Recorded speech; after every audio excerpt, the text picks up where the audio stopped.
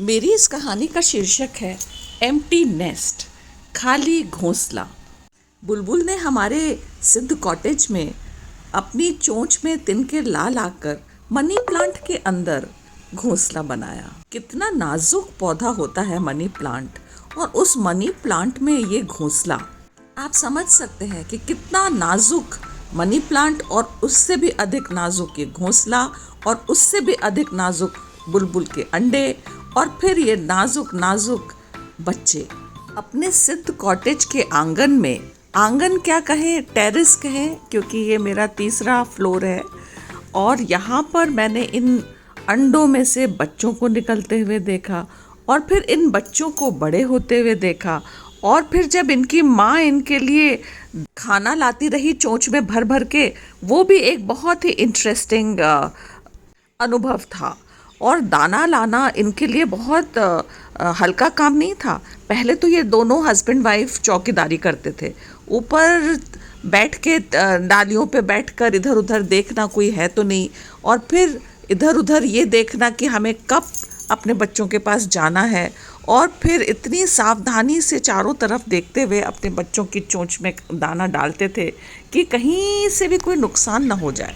और धीरे धीरे दाना खाते हुए ये छोटे छोटे बच्चे बड़े भी होने लग गए।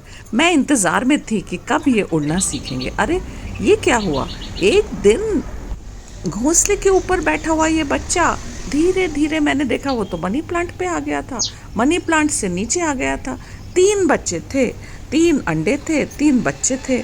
2 बच्चे बाहर आ चुके थे, एक बच्चा अभी भी घोंसले के अंदर ही था।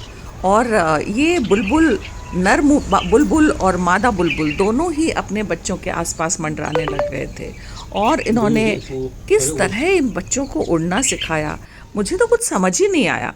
चाऊ माऊ चू चू ची ची, इतनी आवाज़ें बस मेरे कान में पड़ रही थी। कभी बच्चों की आवाज़ें, कभी बुलबुल, मादा बुलबुल और नर बुलबुल की आवाज़ें मेरे कानों में आ रही थी, और मैं समझ रही थी कि ये इनकी शिक्षा चल रही है, और माता पिता अपने बच्चों को उड़ना सिखा रहे हैं। और उड़ना ऐसे नहीं कि उनको कोई डिमॉन्स्ट्रेशन दे रहे हों, या उनको कोई, जैसे हम अपने बच्चों को करते हैं वैसा कुछ भी नहीं था। बस सिर्फ इंस्ट्रक्शंस ही मुझे लग रहा था उनकी भाषा से, जो मैं समझ पा रही थी। अचानक मुझे एहसास हुआ कि शायद इन बच्चों को उड़ना पहले से ही आता था, क्योंकि वो तो फुदक भी रहे थे और थोड़ी थोड़ी उड़ान पे पंख भी फड़फड़ा रहे थे। और धीरे धीरे मैंने देखा कि ये उड़ उड़ के इधर से उधर भी जाने लग गए थे। 10, 15, 20 मिनटों में ही इतना बड़ा चेंज, बड़ा ही आश्चर्य हुआ मुझे। और अचानक मेरे मन में एक विचार कौंधा, और वो ये था कि अब थोड़ी ही देर में मुझे लगता है ये मेरे सिद्ध कॉटेज में से बाहर उड़ जाएंगे, और फिर पता नहीं कहाँ चले जाएंगे, और फिर पता नहीं ये कभी वापस आएंगे कि नहीं आएंगे। क्योंकि मुझे नहीं लगता कि कभी भी जब चिड़िया का बच्चा घोंसला छोड़ता है, उड़ान भरता है, तो वो वापस कभी अपने घोंसले में आता है। यही भिन्नता है हम में, इंसानों में और इन चिड़ियाओं में। हमारे बच्चे हमेशा हमारे घोंसले में लौटते हैं, लेकिन ये चिड़िया के बच्चे या अन्य जानवरों के बच्चे कभी अपने माता पिता के पास वापस नहीं आते हैं। और यही मैं सोच रही थी, इसीलिए मैंने इस वीडियो का नाम रखा एम्प्टी नेस्ट, जो कि एक सच्चाई है। लेकिन ये सच्चाई हमें कुदरत ने ही दी है, और हम इंसान इस सच्चाई से विमुख होते जा रहे हैं। हम ये बात नहीं समझ पाते कि जब हमारे बच्चे बड़े हो जाते हैं, इंडिपेंडेंट हो जाते हैं, उनकी सोच अलग हो जाती है, उनके विचार अलग हो जाते हैं, और वो एक दिन हमारे घोंसले को छोड़ के बाहर निकल जाते हैं, बाहर की दुनिया में चले जाते हैं। वो दुनिया हमारी दुनिया से बहुत अलग होती है। हमारी दुनिया हमारे टाइम में बहुत अलग थी। आज के बच्चों की दुनिया उनके टाइम में बहुत अलग है। उनकी दुनिया के प्रेशर्स अलग हैं, हमारे प्रेशर्स अलग थे। और ये जो डिफरेंस है, इस डिफरेंस को हर माता पिता को कबूल करना चाहिए, और हमेशा ये सोचना चाहिए कि एम्प्टी नेस्ट जो है, या खाली घोंसला, ये कुदरत का नियम है। और हम अगर ऐसा सोचते हैं कि हमारे बच्चे हमारे पास पूरे टाइम वापस आते रहेंगे, तो ये हमारी गलती होती है। ठीक है, मिलने जुलने आए, हंसने बोलने आए, हम लोग बहुत डेवलप्ड स्पीशीज़ हैं इन चिड़िया के कंपैरिजन में, इन जानवरों के कंपैरिजन में, पर कहीं ना कहीं हम बहुत सेल्फिश हैं। यहाँ देखिए, चिड़िया ने बच्चों को सिखाया और बच्चे आगे बढ़ गए। हम जब अपने बच्चों को सिखाते हैं तो उनको एहसानों से लाद देते हैं। हम ये कहते हैं हमने ये किया, हमने वो किया।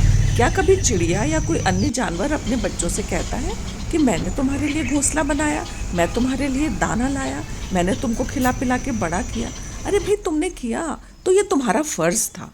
पर आज हमें इन चिड़ियाओं से और इन जानवरों से ये लेसन लेना चाहिए कि हमें अपने पैरों पे हमेशा खड़े रहना है, बच्चों पे डिपेंड नहीं करना है।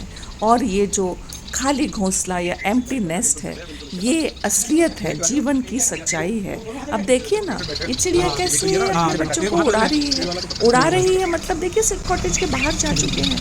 ये बिल्कुल आखिरी पौधा है मेरे सिड कॉटेज का, और यहाँ से ये मम्मी पापा इसको उड़ते हुए भी देख लेंगे और ये उड़ के भी चले जाएंगे बच्चे। इन्हें नहीं पता होगा ये किस रास्ते पे गए हैं, कहाँ गए हैं। जब तक ये इनकी निगरानी में है तब तक ये इनका ख्याल रख रहे हैं, और जब इनकी निगरानी से बाहर हो जाएंगे तब ये बच्चे अपना ही संसार बनाएंगे, अपनी ही दिशा ढूंढेंगे। इनका अपना ही मकसद होगा, माता पिता का मकसद इनका मकसद नहीं होगा। और ये देखिए, दूसरा चूजा है, तीसरा चूजा अभी घोंसले में है, ये दूसरा चूजा भी अभी उड़ेगा। धीरे धीरे ये भी घर के बाहर जाएगा, और धीरे धीरे कब ये ऊपर कूद के और बाहर की तरफ निकल जाएगा किसी को पता नहीं चलेगा। तो ये मेरी कहानी आज एम्प्टी नेस्ट, खाली घोंसला, मुझे लगता है यही जीवन की सच्चाई है। और हम इंसानों को ये समझना चाहिए कि हमारा सबसे बड़ा गुरु नेचर, कुदरत यही है, और इस कुदरत से सीखते हुए हमें अपने जीवन को दिशा देनी चाहिए। और ये जो एम्प्टी नेस्ट की कहानी है, ये हमें अपने जीवन में उतारनी चाहिए। हालांकि मुश्किल तो बहुत है।